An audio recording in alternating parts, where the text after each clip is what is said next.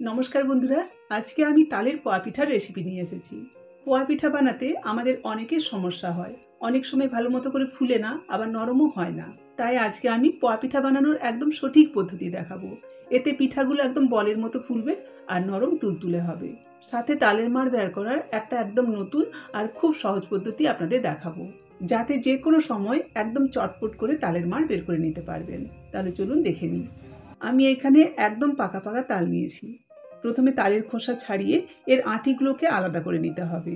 তাল কেনার সময় তালের গাটা দেখে নেবেন। যদি ফাটা ফাটা দেখেন তাহলে কিন্তু হাতছাড়া করবেন না, কারণ ওই তালগুলো বেশি মিষ্টি হয়। এই যে দেখুন, আমি যে তাল নিয়েছি তার গাটা কিন্তু ফাটা ফাটা আছে। তালের ঠিক মাঝখানে এরকম একটা শক্ত অংশ থাকে, সেটাকে ফেলে দিতে হবে। আঁটিগুলোকে আলাদা করে নেওয়ার পর তারপর কি করব, অল্প অল্প জল ছিটা দিয়ে হাতের সাহায্যে কচলে কচলে এই তালের আঁটি থেকে তালের মাড়টাকে আলগা করে নেব। একদম পাকা তাল হলে মাড়টা কিন্তু খুব সহজেই আলগা হয়ে যাবে। তিনটে আঁটির মাড়ি আমি হাতের সাহায্যে কচলে কচলে আলগা করে নিয়েছি। এবারে তালের মাড়টাকে বের করে নিতে হবে। তার জন্য ডেকচির ওপর একটা আমি বড় চায়ের ছাঁকনি রাখছি। এর ওপর একটা আঁটি নিয়ে একটুখানি চেপে দিলেই দেখবেন মাড়টা কিন্তু খুব সহজে বেরিয়ে আসবে। এই যে দেখুন কি সুন্দরভাবে তালের মাড় বেরিয়ে আসছে। আর এরকম বড় মাপের চায়ের ছাঁকনি আমাদের প্রত্যেকের বাড়িতেই প্রায় থাকে। এর সাহায্যে খুব সুন্দরভাবে তালের মাড় বের করে নেওয়া যায়। আর এতে কিন্তু দ্বিতীয়বার তালের মাড় ছাঁকার দরকার নেই, একবারেই কাজটা হয়ে যাবে। এই যে এভাবে আমি দুখানা তালের মাড় বের করে নিয়েছি। মাড় বের করে নেওয়ার পর এবার একটা কড়াইয়ের মধ্যে ঢেলে নিচ্ছি, কারণ এটাকে এখন আমি জাল দেবো। তাল বেশি মিষ্টি হোক বা কম, জাল কিন্তু অবশ্যই দিতে হবে।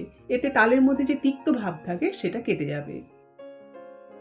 জালে বসিয়ে ক্রমশ নাড়তে হবে, নাহলে তলায় ধরে যাবে।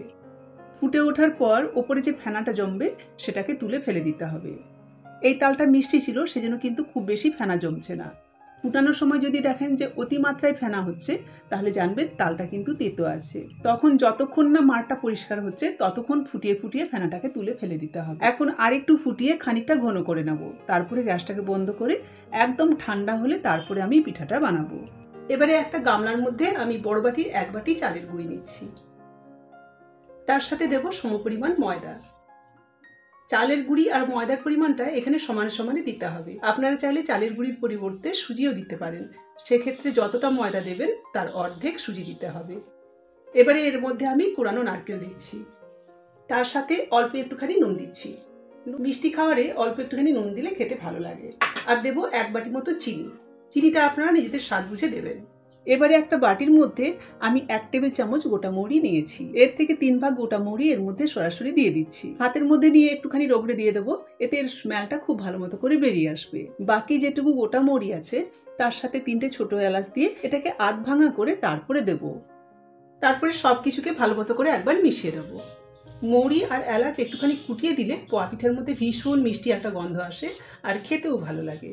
ভালো করে মিশিয়ে নিয়েছি। এবারে আমি ওই যে তালের মাড় বানিয়ে রেখেছিলাম সেটা দিয়ে মিশ্রণটাকে বানিয়ে নেব। একবারে সম্পূর্ণ মাড়টা দিচ্ছি না, এতে খুব বেশি নরম হয়ে যেতে পারে। তাই অল্প অল্প মাড় দিয়ে মিশ্রণটাকে বানিয়ে নিতে হবে। পুরো তালের মাড় দিয়ে মিশ্রণটা বানালে বেশি ভালো হয়, তবে যদি সেটা না কুলায় তাহলে কোনো অসুবিধা নেই। এর মধ্যে খানিকটা জল বা দুধ দেওয়া যেতে পারে। মিশ্রণটা খুব বেশি ঘন হয়েছে, তাই এর মধ্যে পরিমাণ মতো জল দিয়ে পাতলা করে নিতে হবে। এবারে হাতের সাহায্যে মিশ্রণটাকে খুব ভালো মতো করে ফেটে নেব, যাতে এর মধ্যে বাতাস পড়ে। তাতে কি হবে, পিঠাগুলো বেশ ফুলা ফুলা আর নরম হবে। মিশ্রণটা এই যে দেখুন বেশ কিন্তু পাতলা হয়েছে। এর মধ্যে নারকেল কুড়ানো আছে বলে একটুখানি চাকা চাকা লাগছে, তবে এটাকে আমি রেস্টে রাখবো। রেস্টে রাখার পর কিন্তু মিশ্রণটা একটুখানি ঘন হবে, কারণ চালের গুঁড়ি আছে। তারপর ঢাকা লাগিয়ে এটাকে আমি ঘন্টাখানেক মতো রেস্টে রাখবো। একটু বেশি টাইম ধরে রেস্টে রাখলে পোয়া পিঠাগুলো বেশি ভালো হবে। 1 ঘন্টা পর এবারে আমি ঢাকনাটা খুলছি। মিশ্রণটা কিন্তু আগের থেকে বেশ ঘন হয়েছে, এই যে দেখুন। এই যে তবে যদি মিশ্রণ পাতলা বলে মনে হয় সেক্ষেত্রে কিন্তু আরেকটু চালের গুঁড়ি বা ময়দা মেশাতে পারেন। এখানে আমার মিশ্রণটা একদম পারফেক্ট আছে। এটাকে আরেকবার খুব ভালো মতো করে ফেটিয়ে নিয়ে তারপরে আমি পোয়া পিঠাগুলো বানাবো। হয়ে গেছে, এবারে আমি পিঠাগুলো বানাবো। এবারে পিঠা ভাজার জন্য আমি গ্যাসের মধ্যে সাদা তেল দিয়ে গরম করে নিয়েছি। তার সাথে একটা হাতাও দিয়ে দিয়েছিলাম। এখন হাতা আর তেল দুটোই খুব ভালো মতো করে গরম হয়ে গেছে। এবারে আমি হাতার মধ্যে খানিকটা মিশ্রণ দিয়ে দেবো। খেয়াল রাখবেন হাতার মধ্যে যেন তেল থাকে, শুকনো হাতার মধ্যে দিলে কিন্তু পিঠাগুলো চিটে যাবে, উঠবে না। মিশ্রণ দিয়ে সাথে সাথে গরম তেলের মধ্যে বসিয়ে দিতে হবে। কিছুক্ষণ পরেই দেখবেন পিঠাগুলো বেশ ফুলে উঠছে। তখন এটা তেলের মধ্যে ছেড়ে দিয়ে ওই হাতাতে আরও খানিকটা মিশ্রণ দিয়ে দেব। এটাও যখন ফুলে উঠবে তখন তেলের মধ্যে ছেড়ে দিয়ে একইভাবে এর মধ্যে আরও খানিকটা মিশ্রণ দিয়ে দেব। এভাবে পোয়া পিঠা বানালে পিঠাগুলো যেমন বলের মতো ফুলবে, তেমনই খুব চটপট তৈরি হয়ে যাবে। না হলে তেলের মধ্যে একটা একটা পিঠা দিয়ে ভাজতে গেলে অনেক সময় লাগবে।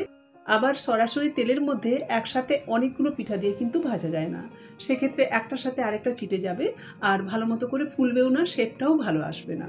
এই যে দেখুন বন্ধুরা কতটা ফুলেছে, ফুলে একদম বলের মতো হয়ে গেছে। এর মধ্যে কিন্তু বেশ অনেকটাই তেল টেনেছে, সেজন্য কি করব, একটা ছান্তার সাহায্যে চেপে এর পুরো তেলটাকে ঝরিয়ে নেব।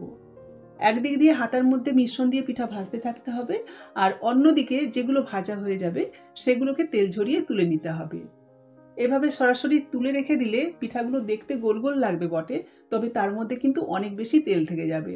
তাই আমি হাতার সাহায্যে এটাকে চেপে তেলটাকে বের করে দিচ্ছি। সব পিঠা ভাজার পর ঝুড়ির মধ্যে কাগজ বিছিয়ে আমি পিঠাগুলোকে তুলে নিয়েছি। হাতার সাহায্যে চেপে চেপে তেল বের করে দিয়েছিলাম, তাই পিঠাগুলো চ্যাপ্টা দেখাচ্ছে। এতে কোনো সমস্যা নেই, পিঠাগুলো কিন্তু ভীষণ সুন্দর হয়েছে আর খুব নরম হয়েছে। এই যে দেখুন পিঠাটা কিন্তু একদম জালিদার হয়েছে, মানে এর মধ্যে খুব ভালো মতো করে বাতাস ভরেছিল, সেজন্য একদম জালিদার হয়েছে। সামনে জন্মাষ্টমী আসছে, এদিন আপনারা এভাবে পোয়া পিঠা বানিয়ে গোবিন্দকে ভোগ লাগাতে পারেন, বা যে কোনো সময় বাড়িতে বানিয়ে নিতে পারেন।